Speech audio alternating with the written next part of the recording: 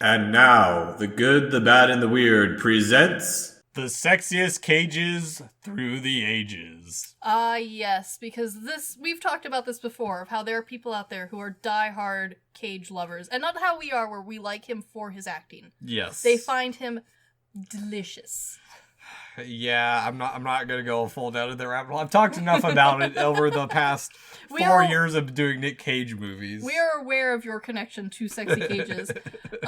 When we first thought of this, we were going to whittle it down to what is the supreme the sexy supreme cage? But he has changed so much through the years that wouldn't be fair. Yes, exactly. That wouldn't be fair, so we have done it by decade.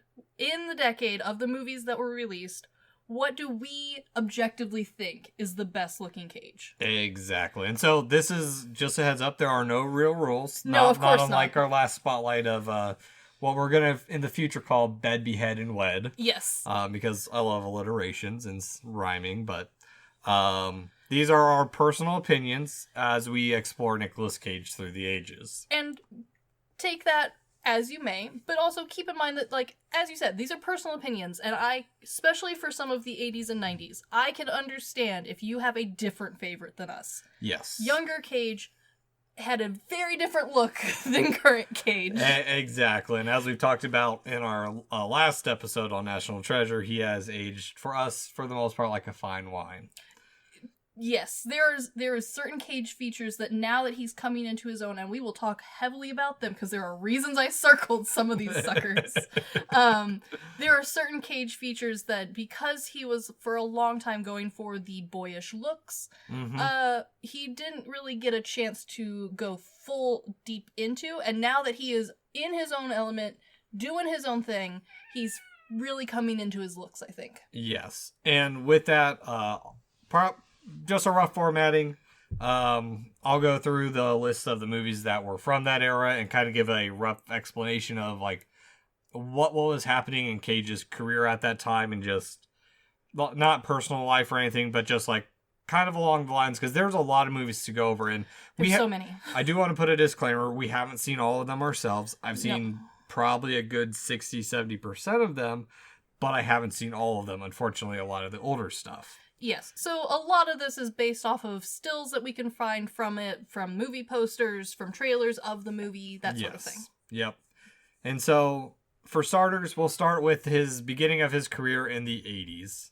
So, the movies from the 80s that we had to choose from was Fast Times at Ridgemont High, where he has 5 seconds in the movie, and it was his last role as Nicholas Coppola. Wow. Valley Girl, Rumblefish, Racing with the Moon, The Cotton Club, Birdie, The Boy in Blue, Peggy Sue Got Married, Raising Arizona, Moonstruck, Vampire's Kiss, Never on a Tuesday, Time to Kill. Yes. And this is the early era of Cage. As you said, he was trying to have his boyish good looks. This era is very much the classical romantic interest for Cage. And that's what they were trying to bill him as, and it never really fell through. That's why there were other movies like Vampire's Kiss that really broke the mold, and then we have No Time or Time to Kill and Never on a Tuesday, all three of which aren't really romantic interest movies, or he's not like the side buddy who's supposed to be the kind of suave, pretty looking dude. Yes, I will say that out of these, there is kind of two directions that Cage was being pulled in as far as the heartthrob style. One is the mysterious but still boy-esque kind of, not super bad boy, but a little bit. And then there is the full-on 80s heartthrob singing a song to the ocean level. And honestly, he seems to have pulled off the heartthrob stupid 80s song look just a little bit better. Yeah. But he kept going for the bad boy looks because they were more interesting roles. Yeah, no, and I agree with that. I mean, it's because that's the thing. This is the era when Cage wasn't really the lead guy outside of Birdie, Peggy Sue Got Married, Raising Arizona, Moonstruck, Vampire's Kiss, and I'm sure all the other ones are pretty close. But I haven't seen a good chunk of those either, too. Well, and honestly, a lot of them in this time were paired with someone else. So Moonstruck is paired with Cher, who would have been at that point a very big name. Yeah. So yeah, it's Nicolas Cage's name on the poster, but it's right next to Cher, so... And Cher's the main cover of, like, the poster to begin with. It's about her. Yeah. And he's the love interest.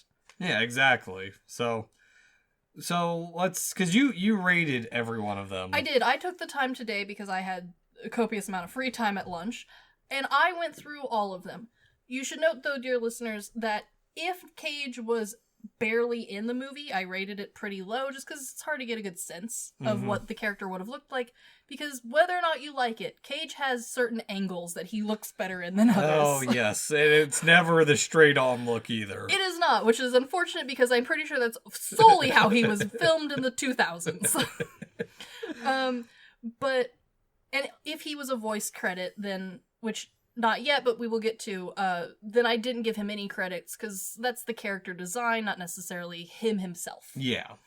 So for me, it is a tie in this decade between Moonstruck and Boy in Blue. Okay. Any reasoning why, or? I think in Moonstruck, the angles are much more flattering for him. There's a lot of at angles, at little different heights to get him and Cher to look like they were the same height, even though I think Cher's a little bit taller than him. And on top of that, like, he does a really good job in Moonstruck of coming across as, like, the super love interest. Like, that's the whole point of this character, is to be the love interest. There's not a lot else going on.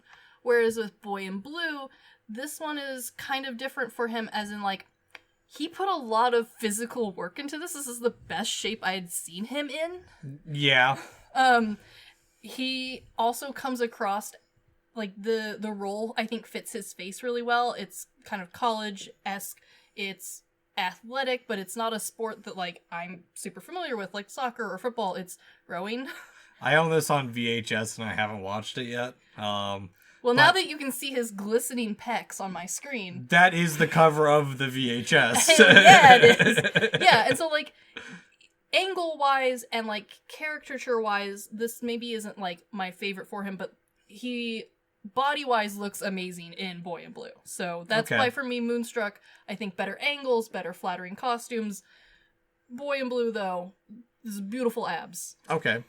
I did not go through this as every single movie. I, on the other hand, was doing this over the weekend before I went on a scope trip. Understandable. So mine, I just picked which ones I like the best and, like, put them to and was going to discuss them on this, so... Understandable. I rated them because I had free time. Well, my number one list for this era is going to have to be Rumblefish. See, for me, a solid 6. Good looking, great. Missing a bit of the classic Cage look for me, though. But I kind of appreciate that because it's a different Cage than what we've seen. This is like... It is. The poofy hair is what throws me, because the eyebrows and the nose are very Cage. Yeah. He has a little bit of a Jeff Goldblum thing going with, like, the lower V-cut shirts. It's very Italian New York gentleman. Yeah. Yeah, and the filming of it, I mean, Francis Ford Coppola, his uncle. Of course, yes. But, yeah, there's just something about that classic look to Cage that he doesn't ever, like, fully pull off. Like, because when I was looking through this, I was, like, looking at the Cotton Club and some of the old, like, the more classic ones, because let's be honest, Raising Arizona, he looks like an absolute nut job and a mess. Yeah, but I think that's kind of the point. But then, like, you go to Cotton Club and, like, yeah, his hair is trimmed back a little bit, but he's got that stupid little pencil mustache. And we will talk about this more about Nic Cage's facial hair, because it has evolved with him. Yes. But I agree, the pencil mustache did... For me, Cotton Club was a 2 because of the pencil mustache. Yes, it was a very, very bad look for Cage. It was, but I will give him credit that, like, for the character, it works. Which is kind of why we're doing this, is because for each character, Cage does his damnedest to turn into them. Yeah, and it's much better than, like, say, Birdie. Yes, I would agree. Though I will say, Birdie does manage to capture a lot of the young Cage's boyish looks, so I gave it a 7. Yeah, he's not bad in it, but it's still... No, and again, a lot of it is because because it is a soft, like, boy romance sort of style movie, there's a lot more flattering angles of him, so there's a lot less straight-on looks for him. So it does help a lot, but yeah, not my favorite. Yeah, his hair very much is, like, it's almost the same as Rumblefish. Uh-huh. But it feels like it got squashed a little bit. Yeah, just a little bit. Yeah. And it's the 80s. It was the hairdos back It then. very much reminds me of the Seinfeld. Yeah, just a bit. So that's our 80s pick for the sexiest cages through the ages. All right. On to the 90s, which... Ooh, this is a list, listeners. It is. We have Wild at Heart, Mm-hmm. Firebirds, Zendale, Honeymoon in Vegas, Mm-hmm. Almost an Andrew, Red Rock West, Deadfall, Guarding Test, It Could Happen to You, Trapped in Paradise, Kiss of Death, Leaving Las Vegas, The Rock, Con Air, Face Off, City of Angels, Snake Eyes, 8mm, Bringing Out the Dead. A lot of action-y films, a lot of sexy Cage appearances. We've moved a little bit farther out of the boyish good looks, and we're attempting the man bad boy style. Mm-hmm. Very snake jackets and just all kinds of stuff. Yeah. Oh, wild. Yeah, this is the age where Nic Cage, as you can tell from the list, he was still doing rom-coms, but he had started like delving into that action. It was a lot of action plus a romantic section to it, Mm-hmm. where he was clearly meant to be the romantic interest, or he has some beautiful lady to be his romantic interest. Yeah, exactly. And I mean, this is where we do really start to see like the styles change and everything. And I think for a lot of people, this is where Cage really starts looking like the Cage they remember. Yes. Well, I mean, I think for the most part, at least in our friend group and the people I talk to, this is the era where like you have this is before Gone in 60 Seconds, which is very close. It's still in that same era, but most people remember like Face Off, Con Air, The Rock, Leaving Las Vegas. Those are like the four that most people, if you talk to about Cage in the 90s, those are the ones they know. Yeah, and honestly, I think a lot of it is because for a lot of these films, Cage's hair is the same. Yeah. Which, not necessarily a bad thing. For honestly, like, as far as overall scoring, this was second best for me. 80s, obviously, first, because he plays a lot of cute boy interest romance sort of thing. Mm-hmm. So, you know, we're all, overall, better angles, better outfits. But, I mean, this is pretty good considering the lineup we've just had for, like, action films. Yeah. Well, and so for me on this one, it's currently, and I still think all three of them are good. They're all very different. Mm-hmm, mm-hmm. But for me, before we start discussing it, the first three that I settled on was Wild at Heart. Of course. Because it's where we start to like kind of see him really change his style up. He's got that snake jacket. It's so iconic looking. Then we've got Red Rock, which just has that classic like Midwest Americana style. The jean jacket. Yes, the jean jackets, the layered shirts. So many layers. Yes. And then also, It Could Happen to You.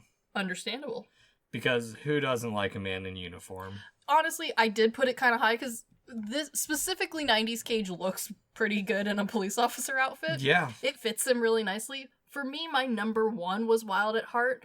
I think it just gives Cage more opportunities to like weasel his way into your heart and into your mind as far as like being a damn good looking man. Yeah. For Cage. Exactly. But only 1 point down for me was Firebirds. Okay.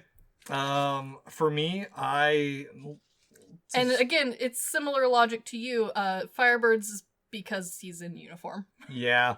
I'm on the other side. I'm going to go with the classic rustic look of Red Rock West. I can totally understand it. It's honestly, I think during this decade, Red Rock is kind of how Cage presented himself outside of movies too. Yeah. And like he does look good in that sort of look. He feels Ghost Rider, but if he was just one article of clothing away from wearing a Canadian tuxedo. We are, in fact, one article of clothing away from it. No, yes. Exactly. Yeah. Exactly. Yeah, and you know, we haven't divulged too far down into like crazy Cage in the 90s yet, so we still have a lot of far off distance, and I think a lot of people spend a lot of time like dreaming about the very blue eyes. Yeah. Well, and here's the thing. So like you say that, but like The Rock, the Con Air, Face Off, 8mm. Yeah. Those are all very much the crazy Nick Cage bringing out of the dead. The like bringing out the dead, yeah. this is where I feel Cage was ramping up to feel like he's jumping the shark a bit. I can agree, and I also think this is the era where he was starting to not really care if he was the romantic interest or not. No, it shows in just that last half of the decade of what he was in. Definitely, because I think once we get to the next decade, he has embraced that as hard as he could. The Cage has become Cage. Full Cage is in the 2000s. Yes, so into the 2000s. This is another list, because he has been... Oh my goodness, he was busy in the 2000s. Yeah, he was. We have Gone in 60 Seconds, The Family Man, Captain Corelli's Mandolin, Windwalkers, Sunny, Adaptation, Matchstick Men, National Treasure, Lord of War, The Weatherman, World Trade Center, The Wicker Man, Ghost Rider, Grindhouse. Well, I don't think Grindhouse will be considered. Uncredited. Yeah, but he's know barely in it. Yeah. I mean, it's a fake preview, so. Yes. Next, The Second National Treasure. Of course. Bangkok Dangerous, Knowing, Bad Lieutenant, Port of Call, New Orleans. And that's it, because the last movie he was in the 2000s was as Dr. Tenma as Astro Boy. In Astro Boy. A voice role, so yeah. Disqualified. Exactly. So, I mean, the 2000s really shows the diversity of his roles. He was just doing all kinds of random family stuff. And here's the thing, I don't consider, like, going through this, I consider the 90s classic Cage. For me, I feel like this is when he, like, really solidified himself in pop culture. Exactly. So, yes. What are your thoughts? I'm curious about this one. For me, by a landslide, it was Captain Corelli's Mandolin. Oh, warum? Partially because, again, we're in uniform. And we've already talked about this. Cage looks good in uniform. Another thing, and I'm kind of in the same lines. I will say this is his least interesting range of attire and looks. Yes, I completely agree with that. In this, he is either in like a uniform or he's in some type of suit. And so that led me down to what I narrowed it down to for me was Lord of War and The Weatherman. I can understand that. I can understand that well. Lord of War for me was a 7.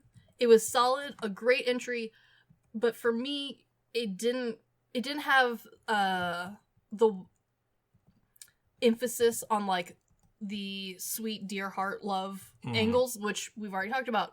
Nic Cage, those are his best angles, is when we're doing the like, oh, I just took a picture of him when he wasn't quite looking. A little soft focus. Very soft focus. Yes, soft focus, lots of stuff going on in the background.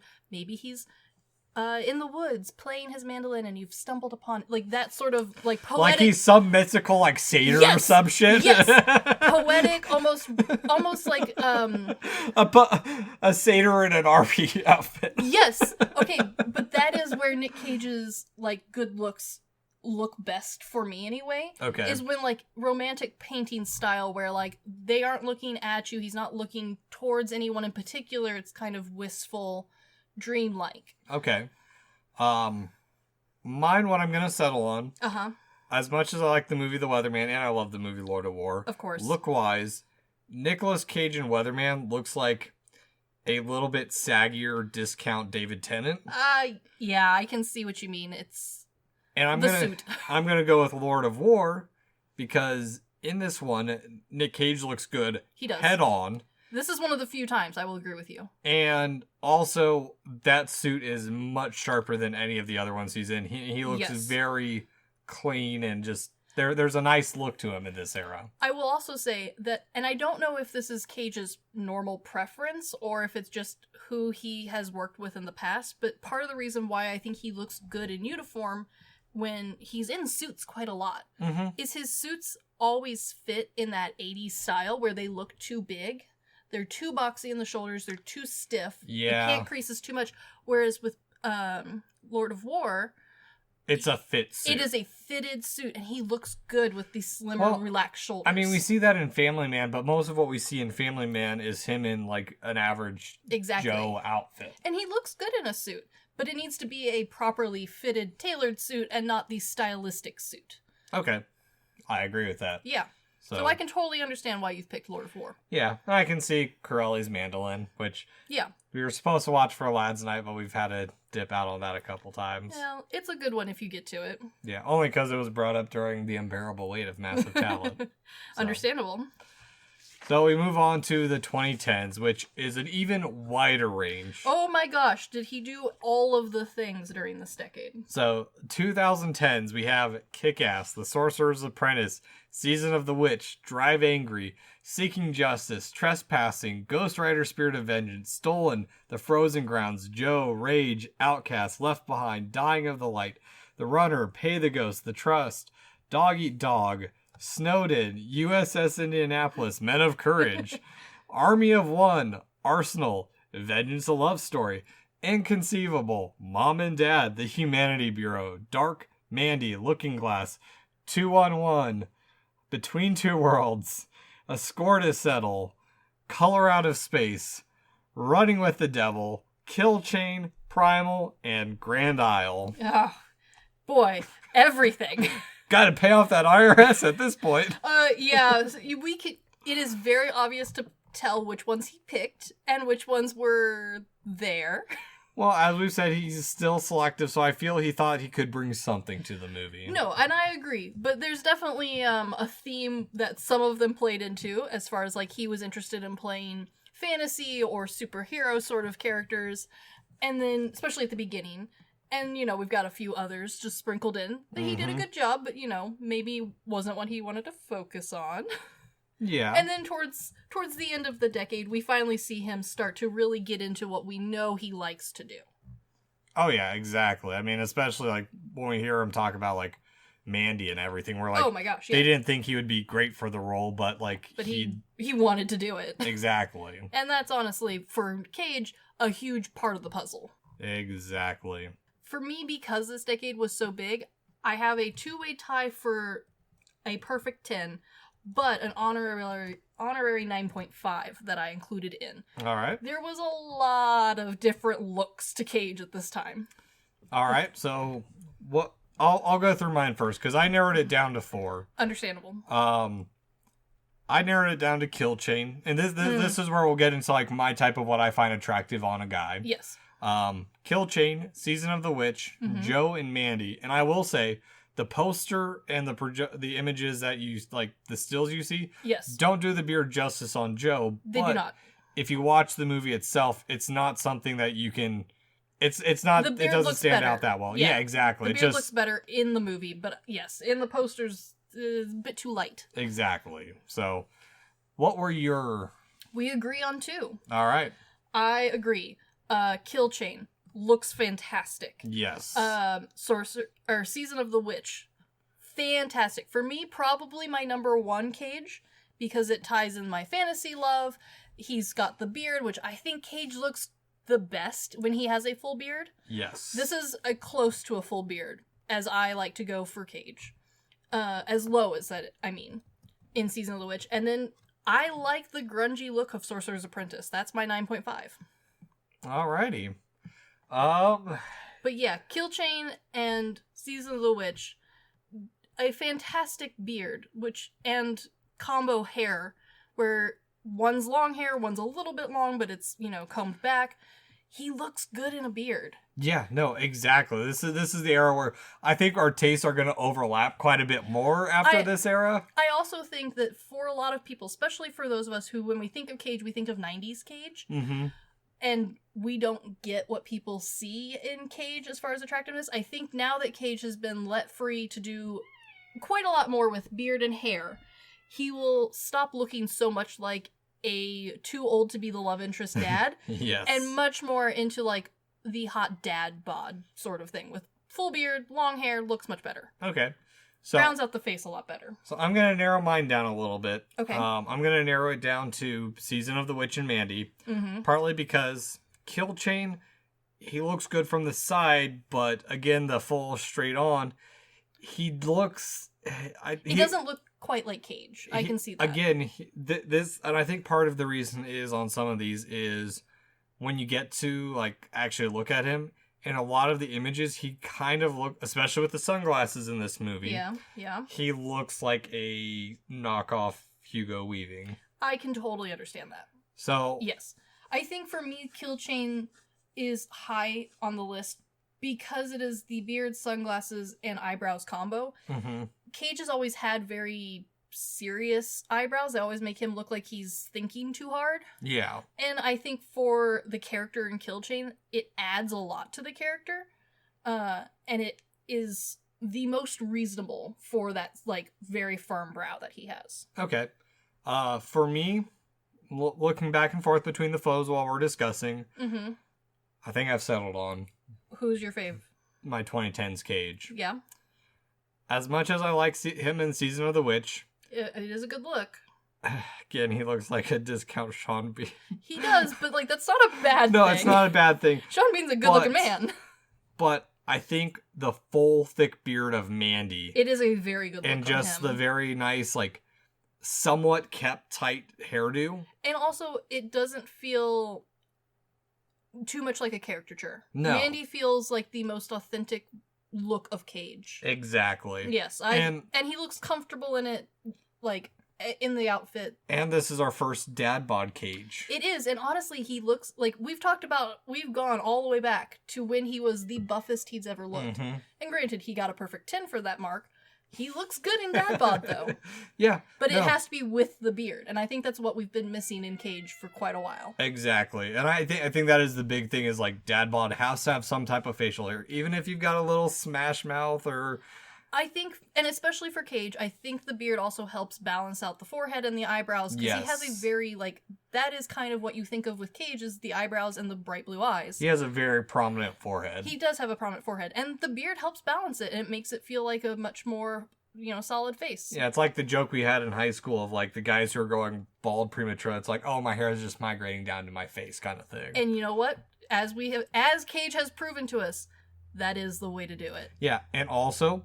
looking at him all disheveled, he grimes up good in Mandy. And honestly, as we have learned with, like, the transformation from Superman to Witcher, most people prefer a man that grimes up good. We don't care if he cleans up nice. I want that man to be in the gutter. Yeah. I want him to be covered in mud from head to toe and full of depression. I agree. It's a good look for him. It is a great look for him. So, that's the 2010s of the sexiest Cages through the ages. We look forward to the next decade where we can once again pick the best Cage. Yes, but we will do this decade as well, too. Of course. Because, granted, this will change, obviously, in the next 10 years of the podcast and whatnot. Always. But the 2010s, we only have 2 years. We have Jujutsu, Prisoners of the Ghostland, Willy's Wonderland, Pig, the Unbearable Weight of Massive Talent that are currently out. Yes, and of course, there will be more. Yes. It's Cage after all. For me right now, it's I know. Unbearable Weight of Massive Talent and Willy's Wonderland. You have not stopped talking about this movie since you watched it. Which one? Unbearable Weight of Talent. I haven't stopped talking about both of them, because Willy's Wonderland is good too. Incredibly true. And so I look forward to comparing them to what he comes out with later, because honestly, especially in this decade, everything he's come out with has been better than the last. Yes. So. And we'll see. Yeah, there's quite a bit. I'm gonna say, right now, Unbearable Weight of Massive Talent, just because it feels very cagey. I like Willy's Wonderland, but I think Unbearable Weight of Massive Talent holds out over. We will see. We will see if it continues to hold its reigning place in a few years. So, anyway, this has been the good, the bad, and the weird spotlights, sexiest Cages through the ages. Thanks for listening. We'll see you next Nic Cage November. Woohoo! Actually, we'll be back in December, but peace!